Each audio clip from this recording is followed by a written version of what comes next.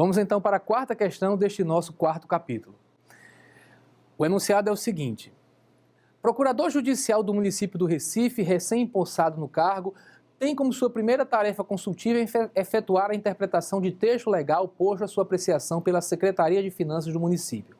Baseando-se para os fins dessa tarefa apenas nas regras de interpretação e de integração contidas no CTN, considere as seguintes afirmações. Então vamos analisar a veracidade de cada uma dessas afirmações. Primeiro, no interesse da arrecadação dos tributos municipais, deve ser empregado pelo procurador judicial o método analógico na integração tributária e na exigência de taxas ainda não previstas em lei. Nós já vimos que da analogia não pode resultar a exigência de um tributo, qualquer que seja ele, que não está previsto em lei. Então o item já está errado, né? Deve-se evitar a aplicação da equidade na dispensa de pagamento de tributo devido. Essa parte, sim, está proibida. Não se pode aplicar equidade para resultar na dispensa do pagamento de um tributo que é devido.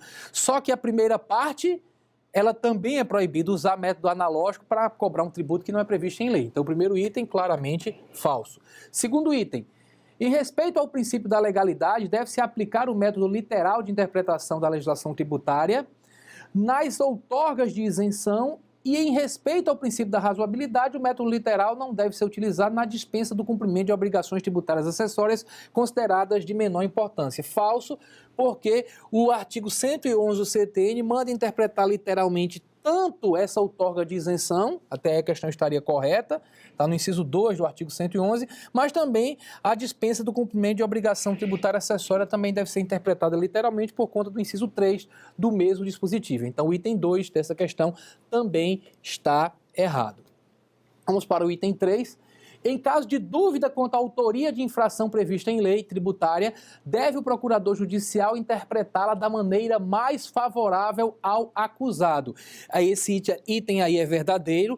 Trata-se do princípio do indúbio pro réu, na dúvida de decidir favoravelmente àquela pessoa que está sendo acusada. Lembrar que isso só pode ser aplicado exclusivamente para o caso de infrações de legislação tributária que define infrações ou comina penalidades.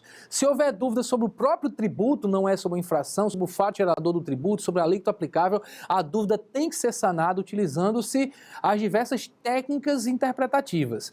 Agora, quando a dúvida se refere à infração, se, por exemplo, a dúvida se houve dolo ou não na conduta, você não tem certeza do que passou na cabeça do infrator, então qual vai ser a solução? Se a lei diz que se houver dolo, a multa é de 40%, se não houver dolo, a multa é de 20%, não havendo possibilidade de você comprovar a existência de dolo, ou seja, havendo dúvida, a consequência você tem que aplicar a solução que é mais favorável ao infrator, ou seja, a multa de 20%. Então, consequentemente, esse item aqui que diz que você deve interpretar a legislação da maneira mais favorável ao acusado, na interpretação quanto aos fatos, quanto à própria lei, esse item está correto. A assertiva 3 fala algo verdadeiro, portanto, ela corresponde ao gabarito aqui, que é a alternativa B, que diz que só o item 3 está correto.